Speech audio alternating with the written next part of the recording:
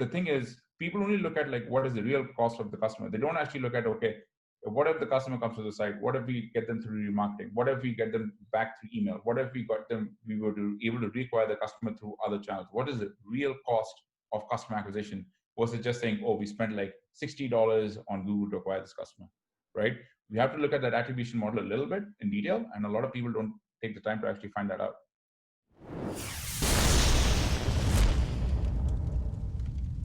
Good to go. All right. Hello and welcome to DTC by Pilot House. Today I'm talking with Ronnie Teja. Now Ronnie has scaled 3 B2C brands to 10 million, and he runs an e-commerce empire centered around watches and accessories, with Branzio being one of his flagship brands. Now Ronnie focuses on building audiences through content partners that he either builds or acquires to build his brands globally. So we met in our travels around the world around affiliate marketing, performance marketing, and we've also bonded over our love of cricket. Today, we are talking about how to acquire complementary web properties to grow your brand, and how Google Shopping really helps juice your margins, especially during these COVID times. Welcome to DDC, Ronnie. How are you doing? I'm fantastic, man. I'm fantastic. And thanks for having me on here again. And, love for cricket, always number one, guys. That's right. It's one of the top global sports that just gets overlooked. It's a sport that I've been playing for like 12 years. I'm one of the only Canadians I know who actually plays cricket. But it's a great sport. Yeah, it's Nice. a multi-billion-dollar market in India. I mean, it's one of those sports that nobody talks about, but especially like when you look at the value and the valuation of like when players are coming out of like developed countries, first world, second world, third world countries, and coming to like India, of all the places to play, and getting paid like the big bucks. That's a testament to the Indian Premier League in terms of cricket. Yeah. The IPL, right? Yeah, exactly. It's it's the one with fireworks, and it's really taking that showmanship to the next level, which is important. We just take the Americans and we just make it a little better than them. Love to see it. That's so cool. So we've like sort of been in the same circles now for quite a while, back in my affiliate world and iStack days, and you've just been quietly building an empire here. Can you tell us a little bit about your story, where it started and where you are now? Yeah, for sure. I'd be happy to give you a background. So my name is Ronnie Teja. My family and myself, we won a golden ticket, and I called it the golden ticket because we got a call for immigration to come to Canada back in 2005. And when I came to Canada back in 2005, I actually had an opportunity. My first job actually in Canada was doing door-to-door radio sales. So I was slanging door-to-door radio, selling Punjabi radio stations back in the day. A language, in fact, that I did not speak much, although I am Sikh, but I didn't know how to speak it because I used to live in different parts of India compared to, whereas most of the demographic in Canada is mostly Punjabi. But in India, mostly people speak Hindi or English. So came there, lived in Victoria. That's how we know most of the same people. Roman and Tovin and Arnav and all these other fantastic people, by the way, may I say. And from there on, had this opportunity back. Went to work for HSBC, went to work for Best Buy, went to work for all these different organizations. Went to Australia for a couple of years to work for Target, not to be confused with Target in the US. Because E.O.S Farmers, which is a brand in Australia, actually acquired the branding name rights to all these big farms. So you have like a Kmart in Australia, which is not at all American. You have a Target in Australia, which is not at all American. They just pay for the naming rights, so they actually just acquired them. So it's an oligopoly, quite similar to Canada, where like about 4 or 5 holding companies own most of the retail, business there. And then after all that, I was like, oh, wait a second, I'm making all these people so much money. What's wrong with me taking a chance on myself? So in 2014, 2015, I had an opportunity to actually start my first e-commerce store. And for somehow it worked out. It was watches. I'd heard about the margins in watches. I'd done some freelance work for like companies like Movement and everything else. And I said, wait a second, man, it's like, what is going on? And Facebook and Instagram back then, influencer marketing, everything was at its advent. And I said, wait a second, the margins on watches are close to like 600 or 700%. And I was like, And DW was a brand that had actually grown to about $180 million in sales, and it was only launched in 2012. Whereas people might think it's a bit older, they actually had a pretty interesting experience. For what they did was they actually acquired a shell company from the 1950s to make themselves feel old, whereas the actual brand was actually launched in 2012. So it's a very smart way of making people think, oh, we've been existing since 1950, but you actually had not been existing since 1950. So they could actually say, oh, DW existing since 1950. So that whole thing of having a brand, making the story behind it. This fashionable English gentleman who came, who these two Swedes met, and they created this fantastic brand. But the watches were still made in Shenzhen. They cost about $10 a piece, and they were still, marketing it for like $320 to $350, and people were buying it up, right? So I was like, wait a second, it's all about the story. It's all about the way you present your brand. It's all about the way you actually go around talking to people and saying, look, hey, I've got this. I have this, the stylish gentleman, or have this company since 1950s, or have, this sort of quality product with a lifetime guarantee or whatever it is, and I can sell you a $10 watch for $350. That made me think. I'm like, wait a second, there's something wrong with this, man. Why am I not trying the same thing as these guys? And it also is one of the situations where it's like, maybe I need to take a chance on myself. Maybe I need to take a chance as an immigrant. And Canada being a country, while we're recording the show, it's like it's in the eve of Canada Day, so it's there couldn't be a better moment to actually to have this recording with you. So the country gave me a lot of opportunities to actually become an entrepreneur. Very cool. I wanted to ask, back in your days, when you were doing digital marketing for some of these big companies, the Australian Kmart, Target, things like that. What were they doing in the digital marketing at that time, or were you working on other stuff in those organizations? No, my job, so my background is PPC focused. I come from a very strong PPC background, mostly from a very Google centric background. So very focused on Bing and Google Ads, and of course, like any digital marketer, at in 2008, 2009 to up to 2012, you sort of taught yourself a little bit about Facebook. You taught a little bit about all of the, even the tier 2 traffic networks or whatever you could to learn how they were working. And Facebook all of a sudden in 2013 blew up. Yep. Or Twitter blew up, and all these things blew up, and you're like, wait a second, why wasn't I on the screen back in the day, right? So that's what I learned. The thing about when I used to work for HSBC, I was working mostly as a planner. So it was mostly myself working as a person who was like, oh, maybe I'll lead the strategy, the visionary, the direction. And basically what I learned about working in a bank was the fact that I didn't like working in a bank. All due respect to HSBC, was the fact that it took about 3 months to execute a campaign. And I was like, maybe not. Maybe this isn't for me. And then I went to Best Buy.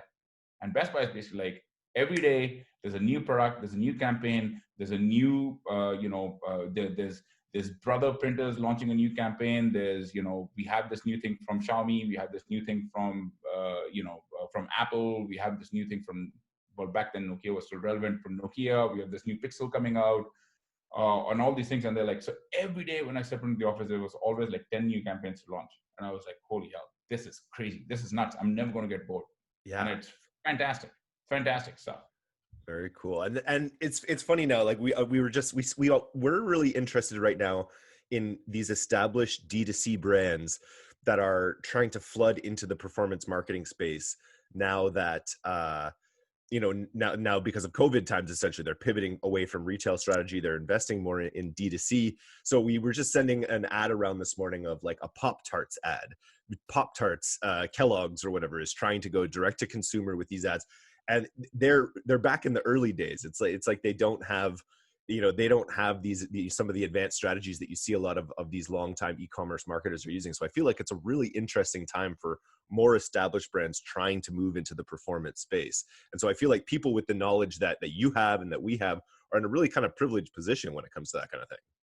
Yeah, for sure. I mean, you look at like L'Oreal, or you look at some of these big brands. The way that big brands, like you look at P&G, you look at Unilever, you look at any of these established companies, right? And if you look at Kellogg's or Kraft, even the way their thought was, their product was basically based on, I'm going to make one product and I'm going to make it mass, right? Yep.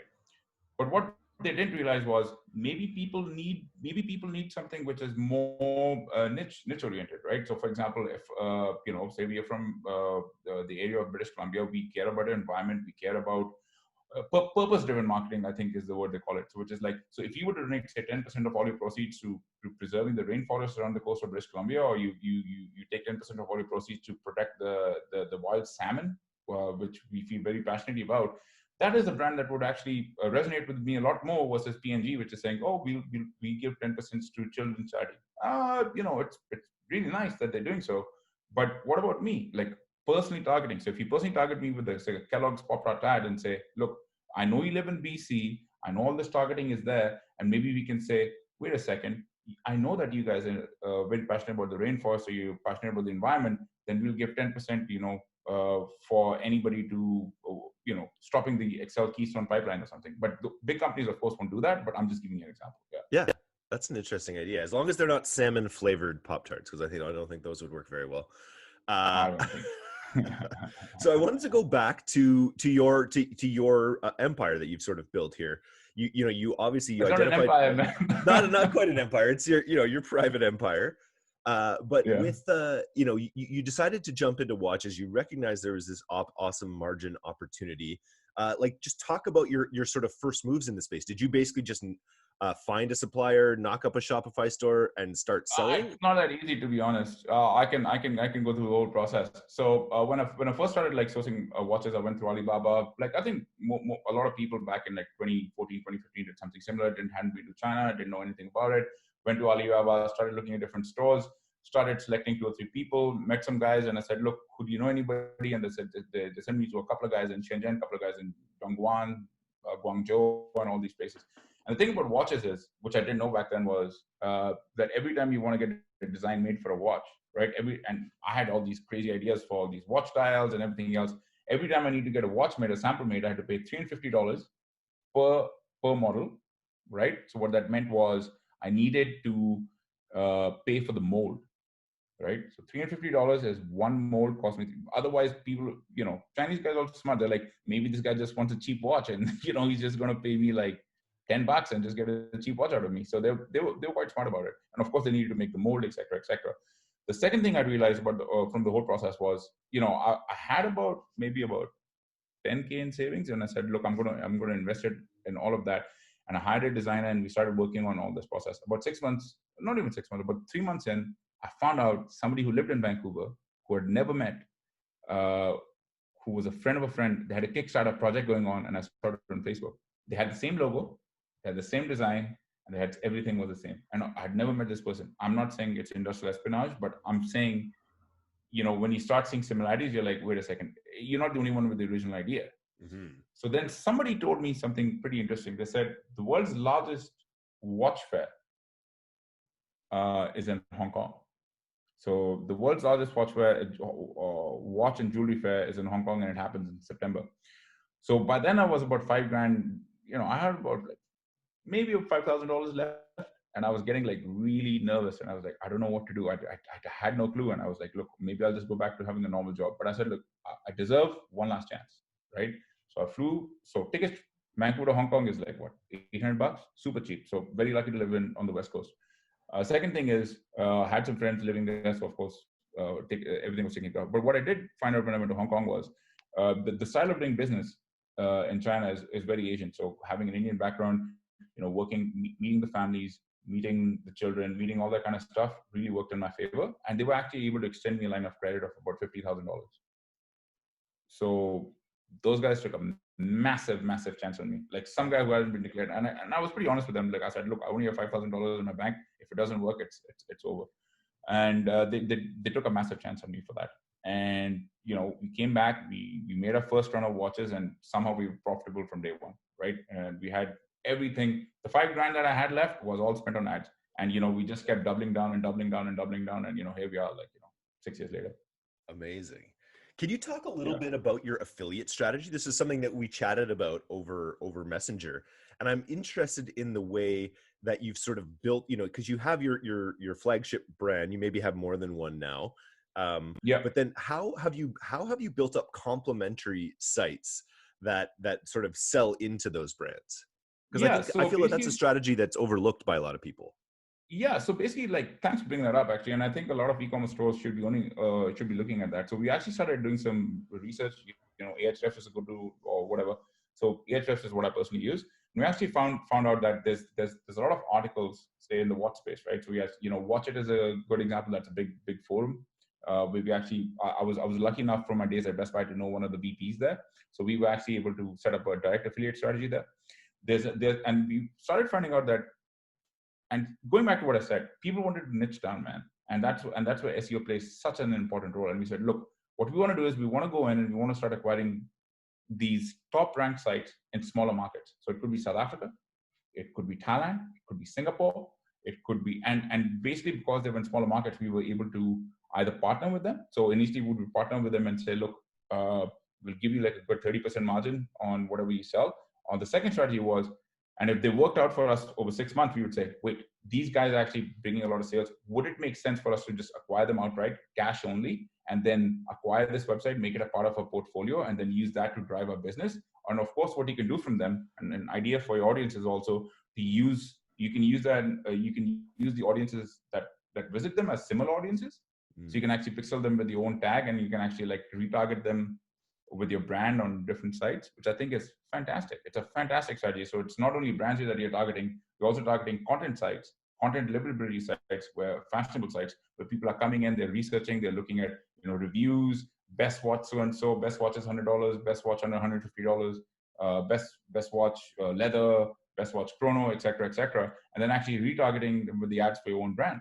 And that's what we found where our sales really took off, because we were able to do that. So initially, I think for the first 2 years or 3 years, I was probably getting paid 30 grand or 40 grand Canadian out of my own company. And, it'd be nice to make more money, but it wasn't that bad. In the long run, I can see it was a chance. It would have worked. It would have worked for me. It would have against me. But for me, it's worked. So, yeah. So when you acquire a content site, do you like keep the content team on? Are you sort of like reinvesting to make sure that they are continuing with ongoing content? Of course, 100%.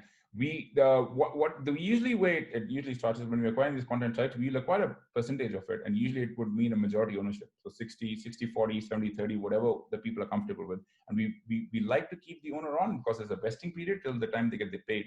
So what that means is, even if you're getting offered $1 million for your site, the vesting period of that site would be over, like, let's say 5 years. So you'll get paid like 200 grand every year, so that it's in the owner's best interest to stick around, right? And of course, they'll get a management fee and a management salary. So they, of course, most entrepreneurs are pretty married to the idea, and they would like to have the same team around. They would like to have the same people around, and they get the chance to run their own things. And I'm pretty hands off, right? The only reason why I'm there is to try and take as much data that they have and try and use it for the main brand as much as we can. Very cool. Are they writing content about your brand specifically as well? Of course, but we can't. But we don't want to force them. Yeah. Like we don't want to force editorial. Like, we can say, we can have a little hint, right?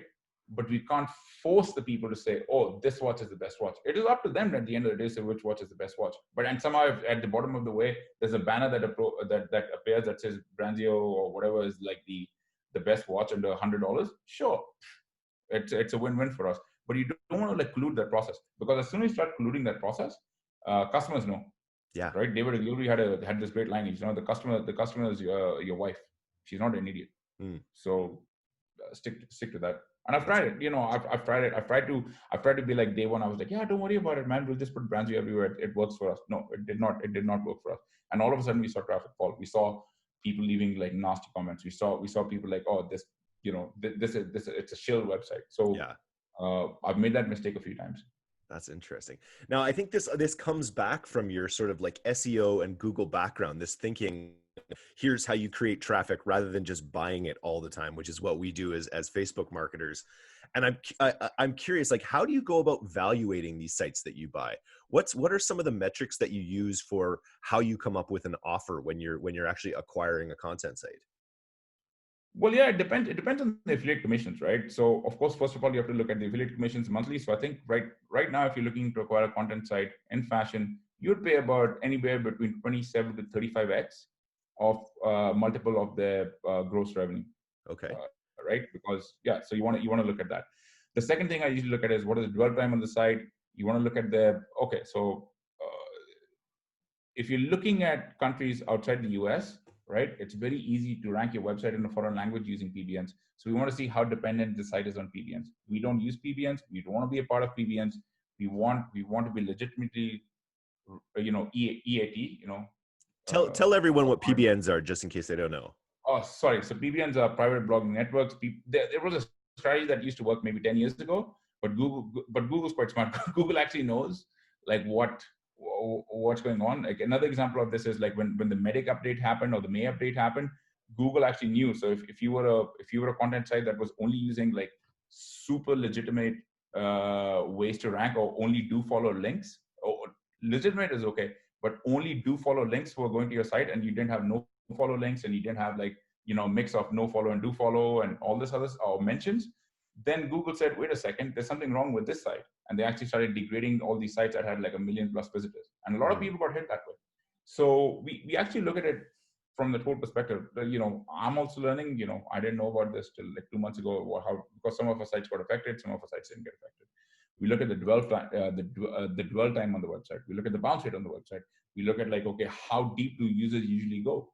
So all these things are quite important when you look at it. So if the bounce rate is below, like say 40%, then we know, okay, this site is definitely legitimate. But if the bounce rate is like you're getting 1 million visits and the bounce rate is 60% plus, then okay, then you ask yourself, is there an opportunity to reduce the bounce rate, or have you just created a lot of long tail content, which Amazon was notorious for back in the day, which actually did not mean anything for you? Yeah. Right. So that's another thing to look at.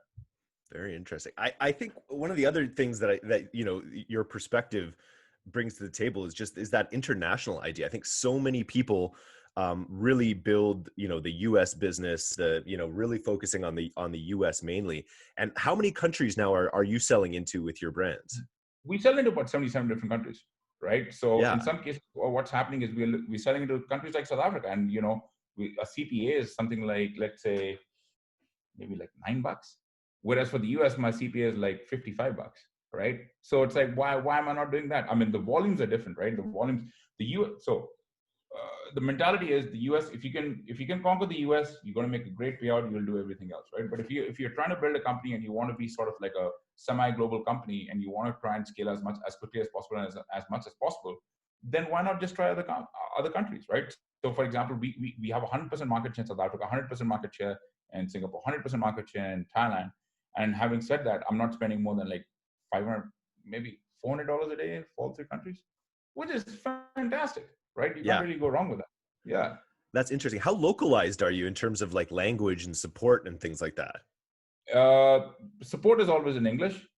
We do use Google Translate in some cases, but we do have employees in South Africa who speak Afrikaans, right? Okay. We do have people. I'm sorry, we don't have people who speak Xhosa, but we do have people in Singapore who speak English.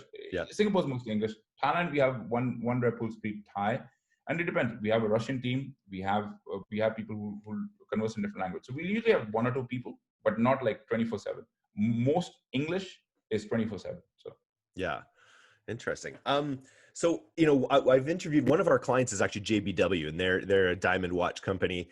They put a lot of fantastic energy. Brand. Yeah, it's a really great brand, right? I was wondering what's your process for design like when it comes to actually designing the pieces? Do you have an internal designer? Are you just sort of like scanning what's popular out there?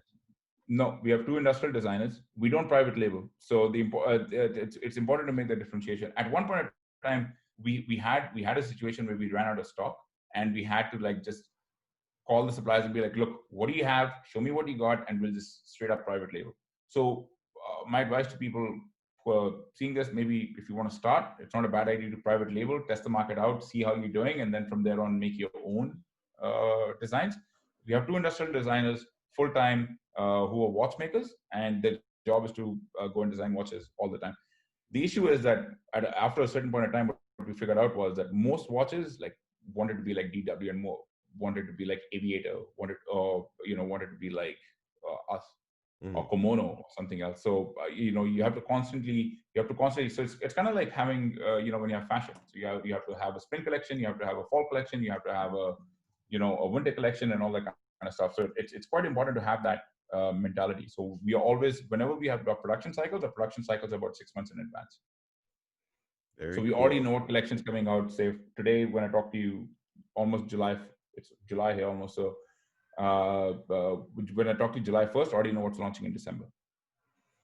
Very cool. One of the questions I had with watches is like, what are repeat purchases like with watches? How many people are buying a watch and coming back and being like, oh, I Well, love this strap, gonna the buy problem, another?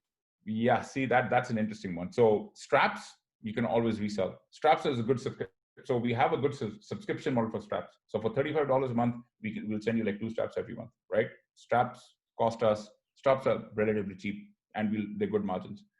When it comes to watches themselves, we have a 2-year warranty on our watches, and most likely these watches would last you about a year and a half. And by that time, people are like, it's $150. I'll probably just go buy a new one. So it's a one-off purchase, and we have to wait at least a year and a half, 2 years. It's not like Moe's, selling deodorant, and deodorants are running out, every 2 weeks or 3 weeks, and you have a subscription box coming to your doorstep. It's not like dog treats. You have a weekly subscription box. No, it's not like that. Subscription box businesses, actually, I'm jealous of them, but that's why we came up with the strap business. Mm-hmm. But it's the repeat purchases. Like I said, the gestation is a year and a half. And then how do you go? How do you basically just, once they bought a watch, you're using email marketing to try to move them into the strap subscription? Exactly. Upsell them, points programs, or a lot of people, a lot of e-commerce stores, what they don't actually do is actually don't focus much on loyalty programs, right? So give a referral, get a referral. So for example, if you refer a friend, you get, SaaS companies are notorious for this, right? Refer a friend, you get $15, they get $15. We usually give away $50 actually for the next purchase, birthday purchases, stuff like that. So they might seem like very small things, but in the long run, it kind of adds up. So maybe Father's Day, get a gift for your dad. You see, you have so many points. They add up to about $50 or $60. Get half off your watch, etc., etc. So those are the kind of things that we want to use more to market to our customers, versus saying, hey, wait a second, we are just, you're just a customer, you just bought from our sponsor, and we don't want to hear from you again. And a lot of watch companies are not that specific to do so. I mean, and you have the emails, right? When they're bought. We know that, say, a watch between 1 to 1.5 year watches are, that's when people are going to think about buying a second watch. So we'll start upselling them whenever a new collection comes out. We'll look at the customers who bought a year ago, and we'll start upselling them on that, on Facebook, on Google, wherever. Yeah.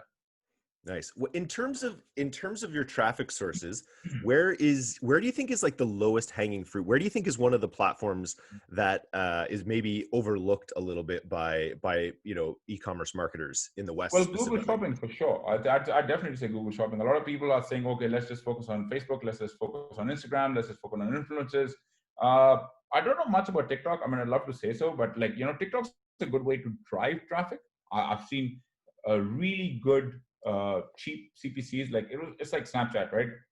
Really good to drive traffic, but in terms of people sticking around to buy something, I actually haven't been able to see that, and maybe that's a puzzle that I need to solve. Have you seen anything similar on your side? The stuff from TikTok, in my understanding, we haven't done a lot. I think we've done testing. I feel like TikTok is a platform for native integration. So basically, like collaborate, like much more like an influencer network than a PPC network, where you've really got to be strategic in the collaborations that you pick. And it's a little bit, it's a wild platform. I know we haven't really cracked it yet, but I know it's on our radar because we're really doing more and more all the time with these kinds of YouTube integrations and other sort of influencer collabs. So it's got to work on TikTok, you'd think, too. Yeah, for sure. But like I said, I'm 100% with you. So for us, what's worked out is the native aspect of it. So influencers, fantastic, no problems. One thing I would say, definitely YouTube has worked out for us phenomenally. Like YouTube is a really good channel, especially like for fashion, like men's fashion or whatever. You want to be upfront, like pre-roll, fantastic stuff, right? A good way to drive traffic, lots of cheap traffic, and also like people who are interested in your product. Because if you have the right targeting going on, like men's demographic, for us it's we know who we're marketing to. It could be like 18 to 40. And then, we just want to hit those guys as hard as possible around certain topics. It's very easy for us to get to it. The other one I would say is, of course, Google Shopping. And Google Shopping for us, when we launched in Google Shopping, I mean, we are hitting in some cases like CPA of about $20 versus compared to like $55 of Facebook.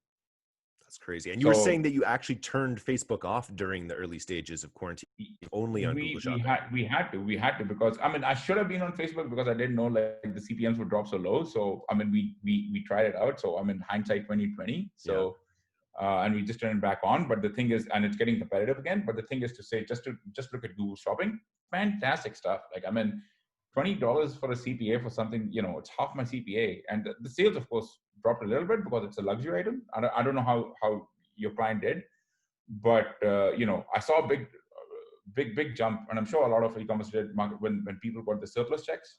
Yeah. $400. So all of a Yep. sudden it was like, one day all of a sudden you're like 60 grand. You're like, what the hell's going on here? And then you have to read and you're like, oh, people got the surplus checks. Okay, that makes sense.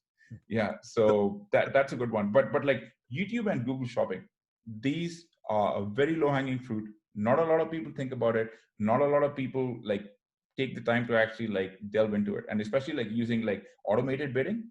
Like that's another thing, right? I can't speak enough about, and maybe I've drank the Google Kool-Aid, I don't know. But I've actually done the manual bidding process, and I'm a big fan of manual bidding because I'm old school. But then we also tried the automated or bidding process. And based on the differences between the two, the automated system just works so much better. It takes about 21 days to optimize. But after 21 days, I can tell you, you'll hit the ROAS, whatever. You put a ROAS of 250, we're hitting that 250% every goddamn day. Wow. That's super impressive. I wanted to ask about YouTube Creative. Are you creating, because I think you're right. I think it's still early days for apparel advertisers and for a lot of e-commerce advertisers on YouTube. I'm seeing more and more e-commerce advertisers on there. But I was wondering about your creative strategy for YouTube. Are you using assets that you create for other platforms, or are you creating specific YouTube ad assets that maybe have a bit more of a story, or are they just more those quick videos that just highlight the product? Here's a funny story. If you're working with influencers, you can get influencers to actually make those creatives for you for free.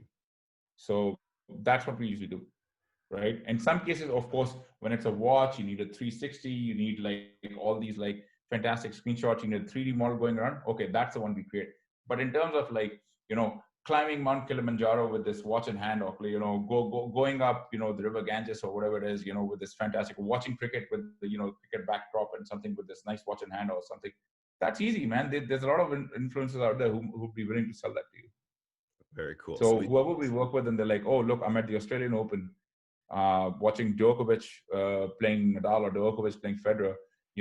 I'm gonna videotape this in the background. They're gonna be there, and I'm just gonna videotape this as they watch. I'm like, man, that's great. And and then you put the demographic. You put in 18 to 40, loves tennis, and show them the pre-roll.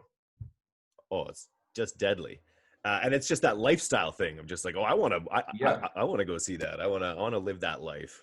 Exactly, and especially E.O.S Australian Open is a fun goddamn tournament, man, with a beer in hand and all that.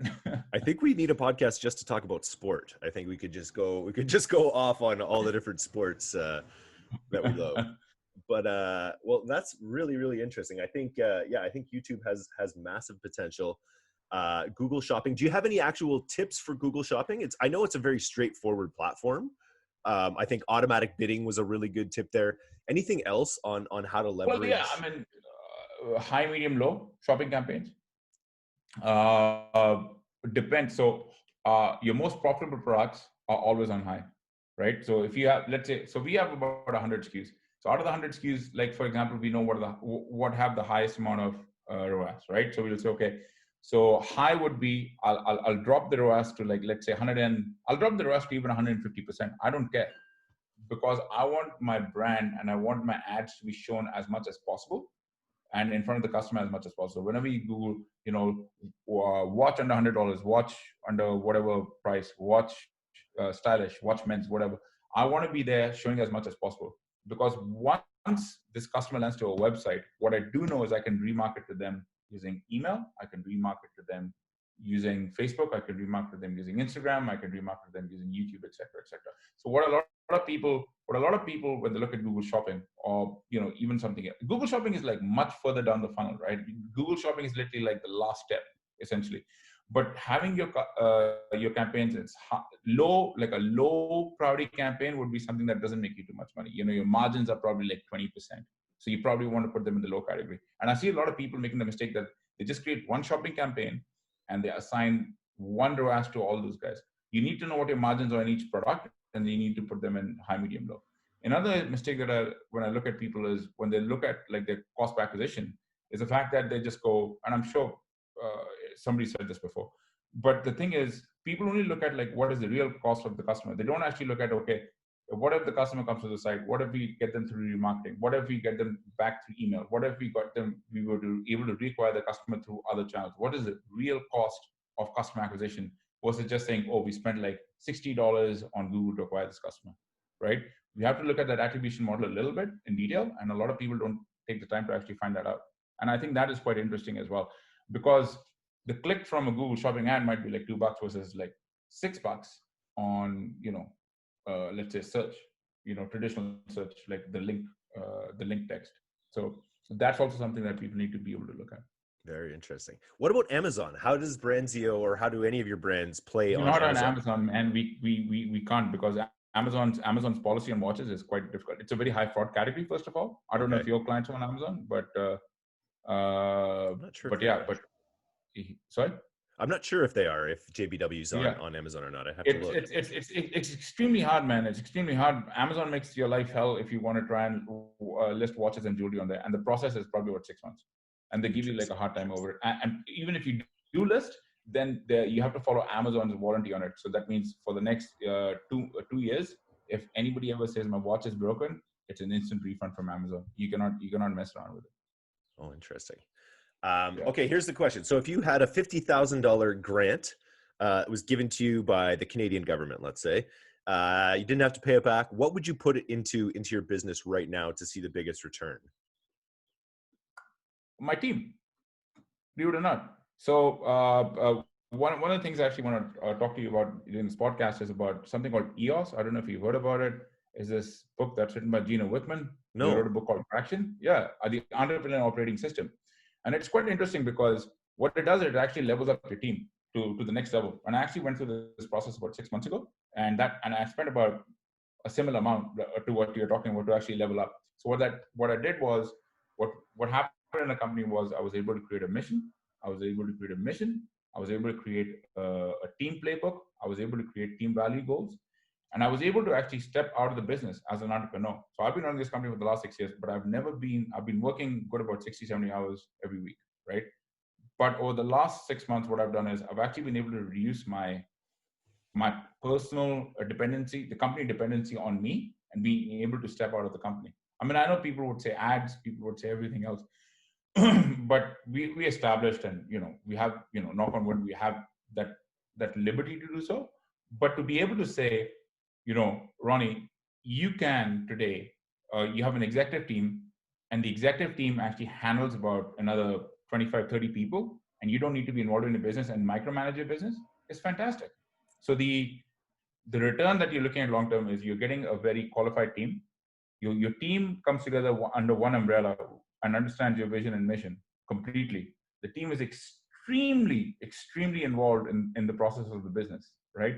So they take ownership, like each and every person, right down from customer service to people who are doing marketing, to people who are doing influencer marketing, to people who are doing email marketing, to people who are doing like all these different functions, all have a collective goal. And when they're coming together like that, then you know that you've got a fully functioning team. And you know what? If I want to sell tomorrow, if I want to get away from organization and just say, look, I don't want to be involved anymore, the team can run itself. It's a cost, man. It's the best answer I've ever had to the question, I have to say. I think so many people would just say, I'll throw that in ads and I'll get a 2x return or whatever.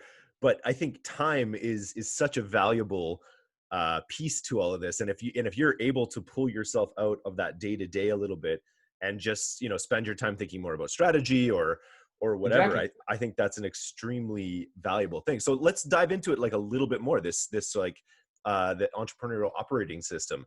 Is it literally like you basically just took time to think about this and wrote it all down? Do you go through a process like at a mastermind? Like, was it a guided process or just something you did? Sure. So what happens is you have somebody, you have these people out there who are called integrators, right? So they kind of know. So I don't follow E.O.S. completely, but it's like a version of it, right? So it's a framework. And you say, okay, so somebody told me about this guy and he says, look, you need to maybe restructure your team and see how it goes. So we said, okay, look, I don't know how to do this. I've had heard about it from different people, and everybody talks about it. And most of the people who scale the businesses to 25 million, 50 million, 100 million, everybody raves about the system. And I'm like, I don't understand what you guys are talking about. I don't know what the hell it is. And everybody tries and explains to you. They're like, wait a second, man, you have your company mission, you have your company vision, you have like all this thing. And it sounds like, oh, I don't know what crap you're talking about. Okay. So I had this guy and he says, look, this is my cost. This is what I'm going to cost you. I'm like, man, that's a lot of money. But he says, just try it out for 1 month. If it doesn't work out, I'll give it to you for free. I said, perfect. I have nothing to lose. And so the first week, what we did was we basically sat down and on a piece of paper, literally wrote down what is the company values, what is the company mission, what is the company vision, and what is, and the part of the company mission was, what sort of experience we're delivering to our customers. And then was, where do we go from here, right? Of course, one of the things was also coming up with the company playbook. What we found out in week one was the following. My VAs had hired cheaper labor in their own home countries and not actually working. Oh. So they were collecting a good $1,500 paycheck, and they'd hired somebody for $500, and they were just chilling at home. Okay. The CEO that I was paying 6 figures to never worked. He was a yes man. And nice guy. Don't get me wrong, super nice guy. Yep. We found out that our designers, one of our designers, actually had a second job, and he was working from home in Vancouver, and actually saying he was sick or whatever, but he actually had a second job at a different company while he was collecting paychecks from us. So we did a complete revamp of everything, right? And contrary to what a lot of people do is like everybody just goes and hires in the Philippines. I don't think so, or India or wherever. I don't think so. That's a good idea. What we also found out was something quite interesting, that if you hire a lot of people who are friends of friends or whatever in one place, it's never a good idea, because what we found out was this. Our team lead in the Philippines used to have raging parties every weekend, and basically everybody used to come into work drunk or hungover, right? So look at all this.